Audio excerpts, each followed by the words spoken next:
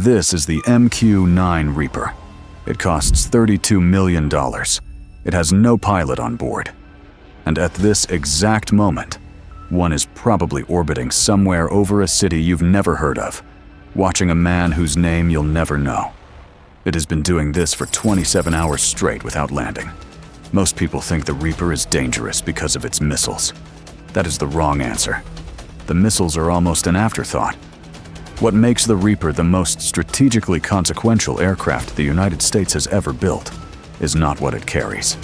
It's how long it can stay, how clearly it can see, and how far away the people controlling it actually are. To understand that, you have to start not with the aircraft, but with a box in the Nevada desert. At Creech Air Force Base, roughly 45 miles northwest of Las Vegas, a two-person crew sits inside a ground control station the size of a shipping container. There's a pilot on the left and a sensor operator on the right. Between them are screens, throttle controls, joysticks, and a satellite data link pumping video from an aircraft that may be 7,000 miles away. They drove to work this morning. They will drive home tonight.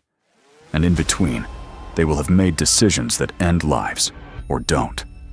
This is called split operations, and it is the architectural trick that makes the Reaper unlike anything that came before it.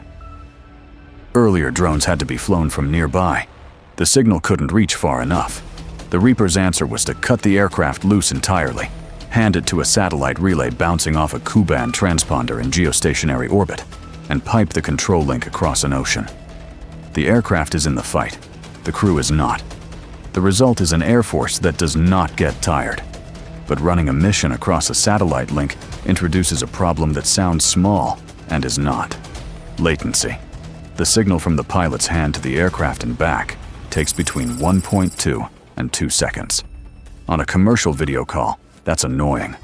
On an aircraft traveling at 194 miles per hour, 1.2 seconds is a lot of sky. The Reaper compensates with automated flight control systems that hold altitude, heading, and airspeed between commands.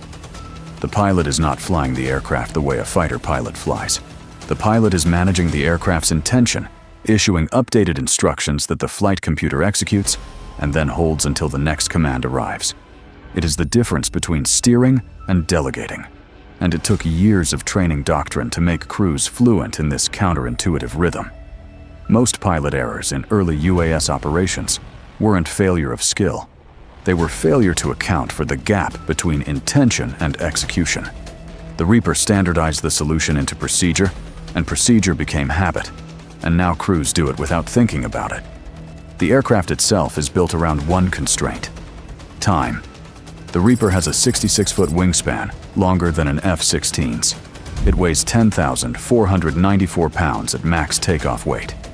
Its engine is a single Honeywell TPE 331-10GD turboprop producing 950 shaft horsepower.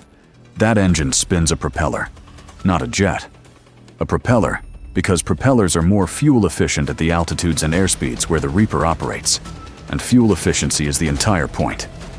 At cruise power, the Reaper sips fuel at a rate that lets it stay airborne for 27 hours. For comparison, an F-15E Strike Eagle has a combat radius of about 790 miles, and then it has to land. The Reaper doesn't have to land. It finds the target, watches it some more, watches it for another shift, waits for the right moment, and then acts. Or doesn't. The decision to wait is often the more powerful move. The system that makes watching possible is a gray sphere mounted under the nose called the MTS-B. Multispectral Targeting System, Block 1.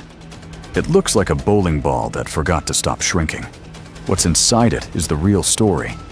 6 sensors packaged into a gyro-stabilized turret that can hold a lock on a moving target while the aircraft maneuvers overhead. The sensors include a color daylight camera, a thermal infrared imager that works in total darkness, a laser designator that paints targets for laser-guided weapons, a laser illuminator visible only through night vision optics, a laser rangefinder accurate to within a few meters from 25,000 feet, and a near-infrared illuminator for low-light operations. The entire assembly can rotate 360 degrees in azimuth and stares down with enough resolution to read a vehicle's license plate from 3 miles up. The sensor operator controls the MTS-B independently of where the aircraft is pointing. The aircraft can be flying in one direction, while the camera holds a stationary lock on a doorway 2 miles to the left. From the ground, there is no indication the aircraft is watching. It is too high to hear and too small to see. The first sign that the Reaper has been watching is usually not a warning. The weapons load depends on the mission. The standard configuration for a strike mission is 4 AGM-114 Hellfire missiles on inboard pylons and 2 500-pound GBU, 12 Paveway 2 laser-guided bombs on outboard pylons. The Hellfire is a 100-pound missile with a 20-pound warhead, small by military standards, precise in a way that redefines what small means. The Reaper can carry up to 14 Hellfires in certain configurations, though most operational loads are lighter. More recently, the Reaper has been cleared to carry the AIM-9X Sidewinder air-to-air missile, which means it can now threaten other aircraft. An aircraft with no pilot on board, flying over denied territory, capable of shooting down another aircraft. That sentence did not exist in military vocabulary 20 years ago. But weapons are, again, not the primary product. Time is the primary product. The weapons are just the reason the time was worth spending. Here is how a typical strike sequence works. The Reaper has been on station for 18 hours, orbiting at 25,000 feet in a racetrack pattern roughly 4 miles wide. The sensor operator has been tracking a vehicle that pulled up to a compound 3 hours ago. Passengers went inside. The crew logged everything.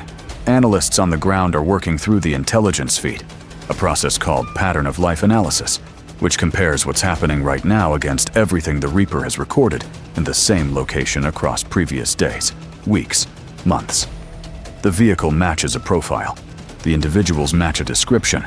A decision is made by someone with the authority to make it. The crew receives the authorization. The sensor operator designates the target with the laser. The pilot uncages the Hellfire. From launch to impact is roughly 8 seconds. The sensor operator watches through the camera. The post-strike assessment begins immediately. The Reaper stays on station. That staying on station capability changes what military commanders can know. Before persistent ISR, reconnaissance was episodic. A plane flew over, took pictures, landed, and analysts looked at what the camera captured at a single moment in time. The Reaper replaced the photograph with a video that never stops. Intelligence analysts can now understand behavior, routine, pattern. They can watch a network operate in real time. They can observe who arrives, who leaves, what is carried, what is buried, what is avoided. The Reaper does not just find targets, it reveals structure. And structure in counterterrorism is harder to replace than any individual. To extend that reach further, the Air Force built the ROVER system, Remote Operations Video Enhanced Receiver, a terminal that ground forces carry into the field. A ruggedized tablet or laptop that receives the Reaper's live video feed directly. A Special Forces team on the ground can be watching the same image the sensor operator is watching from Nevada. They see the building before they enter it. They see who exits out the back when they knock on the front. The coordination between the aircraft miles overhead and the boots on the ground happens through shared video. Troops nicknamed it Death TV. That name captures the intimacy of the capability more honestly than any briefing document. The Reaper has flown in Afghanistan, Iraq, Syria, Libya, Somalia, Yemen, Niger, the Philippines, and more than a dozen other locations. It has operated over every climate and terrain condition those locations imply. Desert heat creates turbulence that shakes the airframe at altitude. Dust infiltrates seals. Humidity corrodes connectors. The Reaper's maintainers, the ground crews that own the aircraft between sorties, are the hidden labor that keeps the system credible. Each aircraft requires approximately 36 maintenance hours per flight hour. For a 27-hour sortie, that is nearly 1,000 man-hours of preparation, inspection, arming, fueling, and servicing before the next crew sits down and does it again. The aircraft carries the reputation. The maintainers carry the aircraft. The fleet has now logged more than 2 million flight hours. The Air Force has moved steadily toward integrating the Reaper into peer threat scenarios, not just counter-terrorism, which forces a harder question. In an environment where a sophisticated adversary can jam GPS, spoof data links, or field air defenses capable of reaching 50,000 feet, the Reaper's vulnerabilities become mission-defining. It is not stealthy. Its radar cross-section is not suppressed. It cannot defend itself against a modern air defense network. In a conflict against Russia or China, it would not survive the opening hours over contested airspace. The Air Force knows this. The Reaper's operational theater is permissive environments, places where the United States controls the electromagnetic and airspace situation completely. Inside those environments, it is unrivaled. Outside them, it is a problem the next generation of aircraft is designed to solve. But that aircraft does not exist yet at scale. The Reaper does, and it flies tonight. What the MQ-9 Reaper proved is not that drones are cheap or that remote warfare is clean. It proved something more fundamental. That air power's most valuable currency is not speed, or payload, or stealth. It is time. The ability to observe longer, decide more carefully, and act at a moment of genuine certainty rather than fleeting opportunity changes the nature of what air power can accomplish. The Reaper cannot do everything, but what it can do, it does continuously. And continuous is a strategic capability that no previous aircraft in history could offer. The next video covers the aircraft that the Reaper feeds, the AC-130 Spectre gunship, which turns what the Reaper finds into something altogether different. Bye for now.